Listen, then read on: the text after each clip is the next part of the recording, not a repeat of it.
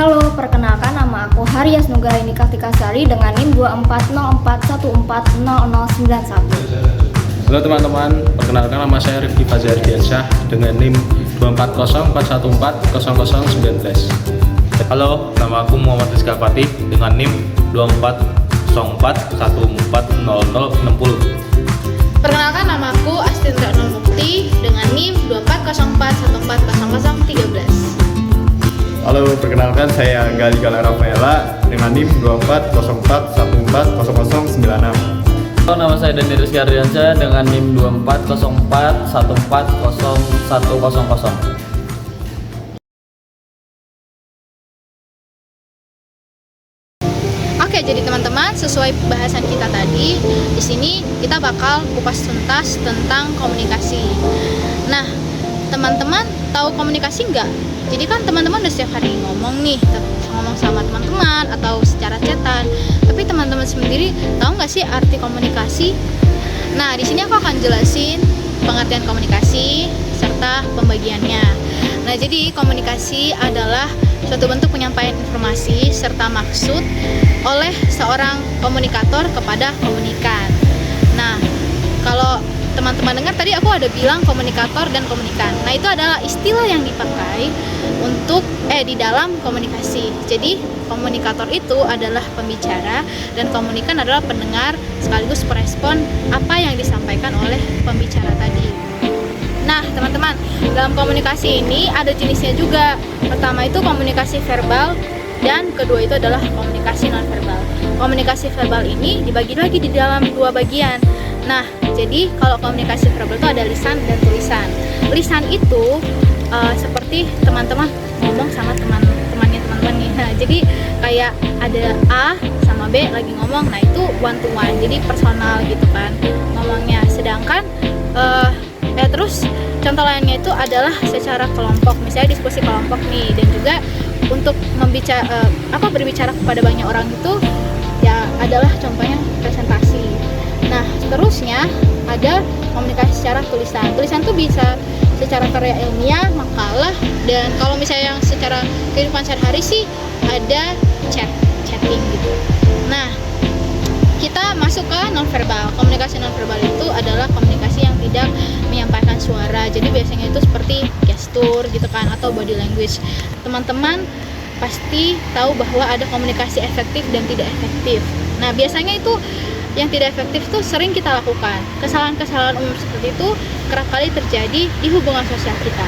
Supaya kita dapat memperbaikinya dan bisa berbicara secara efektif, teman-teman akan menyaksikan video kami.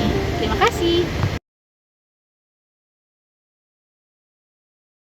Dari hasil statistik gaji tersebut di atas, di sini yang penting diperhatikan oleh kita semua pada umumnya dan oleh semua teman-teman yang menginginkan karir tersebut, pada khususnya ialah jumlah atau total uang yang diperoleh serta skill atau kemampuan di bidang tersebut tadi supaya dapat diraih dan dicapai oleh teman-teman semua. Maksudnya apa ya? Kok bertele-tele banget sih? Oke, itu merupakan komunikasi verbal yang salah karena menggunakan kata-kata yang bertele-tele sehingga susah dipahami oleh audiens yang mendengarnya.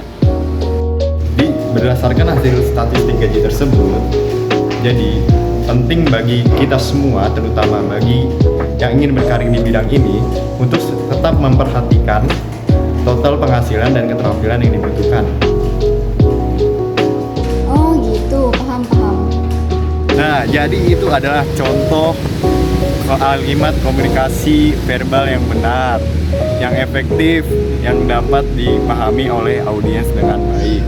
Kenapa disebut efektif? Karena kalimat itu tidak bertele-tele. Kenapa kalimat tersebut tidak bertele-tele? Karena kalimat tersebut sudah diubah dari kalimat menjadi kalimat efektif. Nah, salah satu contoh kalimat yang diubah itu adalah pada bagian pertama dari hasil statistik gaji tersebut di atas tadi diubah menjadi dari hasil statistik gaji tersebut, dan kalimat yang dihilangkan adalah kalimat di atas. Haryas, kan kita sekelompok nih tugas, tapi sumber-sumbernya secepatnya dikirim hari ini ya. Oke, aman.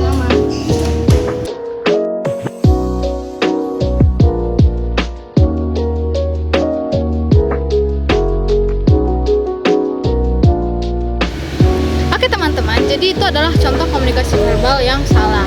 Nah, kenapa demikian? Jadi komunikator itu tidak cross check dan tidak secara jelas menyampaikan yang dia maksud.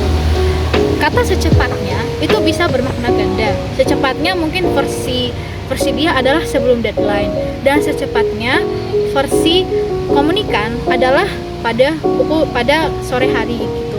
Jadi perlu diteliti kembali secepatnya versi maksud masing-masing. Kemudian semestinya komunikator juga menanyakan kembali apakah komunikan sudah mengetahui informasi tentang deadline tugas yang diberikan.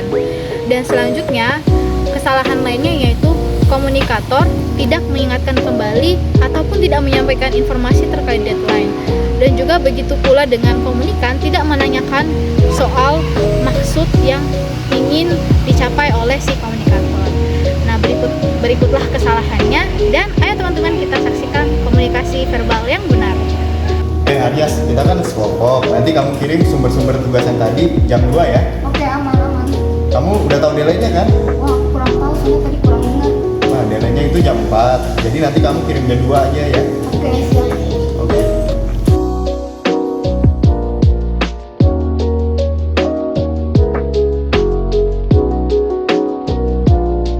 Contoh komunikasi tadi merupakan komunikasi yang benar secara lisan maupun tulisan, karena komunikator memberikan detail yang dimaksud dan menanyakan ulang kepada komunikan agar maksud yang disampaikan dapat terselesaikan dengan baik.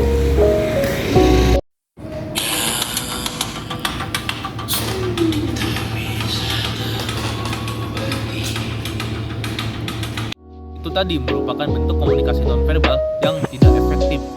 Sebenarnya kedua belah pihak memiliki kisah di masa lalu tentang lagu tersebut, tetapi orang kedua tidak memahami konteks yang diekspresikan oleh orang pertama, sehingga terjadi kebingungan dan miskomunikasi.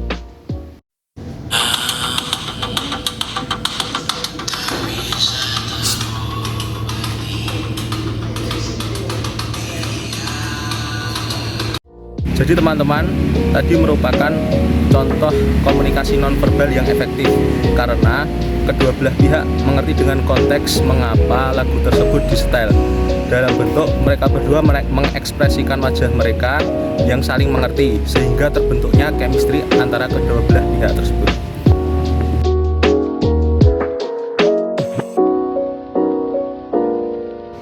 Terima kasih sudah